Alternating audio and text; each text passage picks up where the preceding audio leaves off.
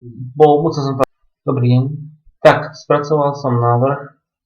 Viem, trvalo to troška dlhšie.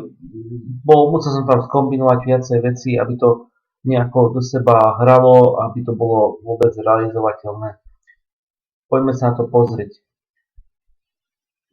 Poslali ste mi samozrejme nejaký návrh, ako by ste to chceli, ale žiaľ veľa vecí som tam musel zmeniť, nakoľko keby som nechal ten scenár, čo ste vyposlali, tak strašne by to bolo komplikované na statiku a podobne a konec koncov by tam museli byť nejaké samozrejme aj ďalšie prídavky zo statického hľadiska a celé by to zbytočne podľa mňa predražilo, čo asi ani vy by ste nechceli. Dobre, začneme s prízemím. Tak, prízemie.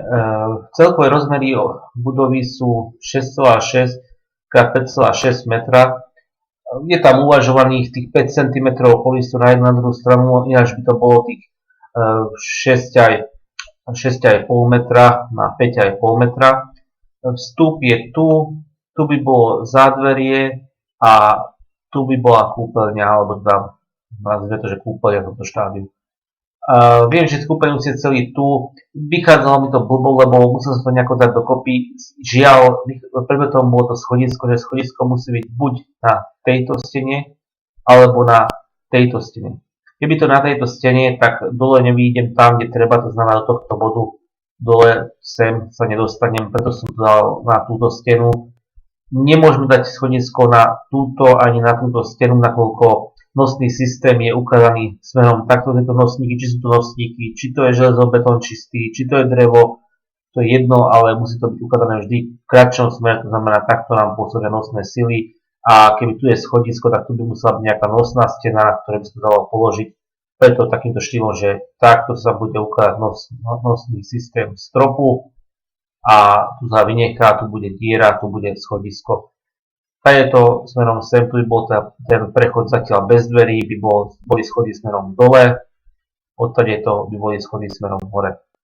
V kúpeľni sprcha, záchod, umývadlo. Tu som uviedol šírky a okien, to znamená 500 je šírka okna, 750 je výška okna. Tu je to identické, štvorcový prierez.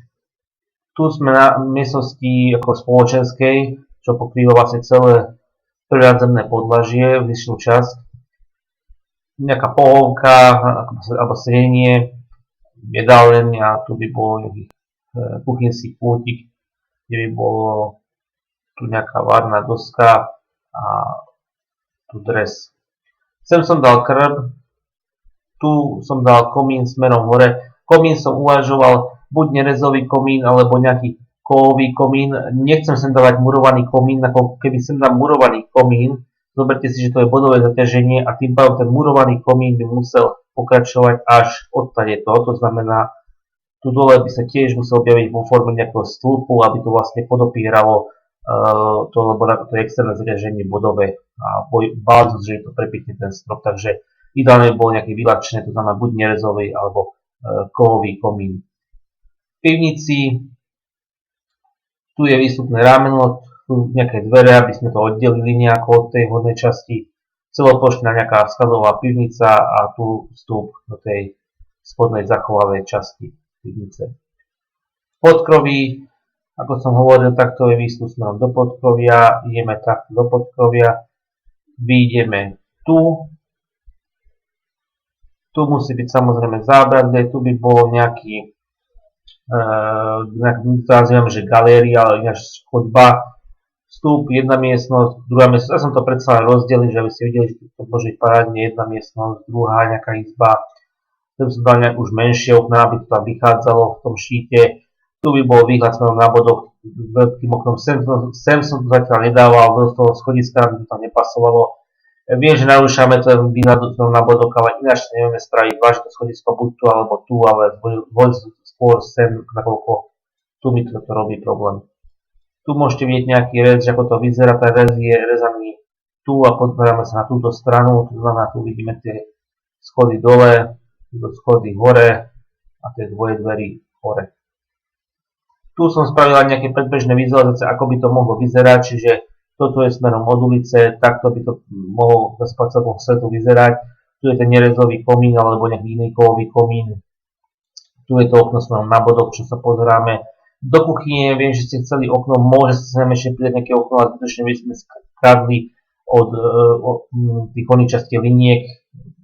Úplne stačí toto jedno okno a stíha to. A aj by to celkom, neviem, či by dobre vyzeralo, keď ešte sem dáme nejaké takto menšie okno alebo podľasté okno. Podľa tých okien takto dosť a úplne stačí, ale povedzte si vy, ako chcete, ja s tým nemám problém, ak treba, pridáme. Dobre, pozrite sa na to, či takto môže byť, prípadne ak sú nejaké zmeny, tak samozrejme ich zapracujeme, ak sú teda reálne. Dajte mi hlavne vedieť. Dovidenia.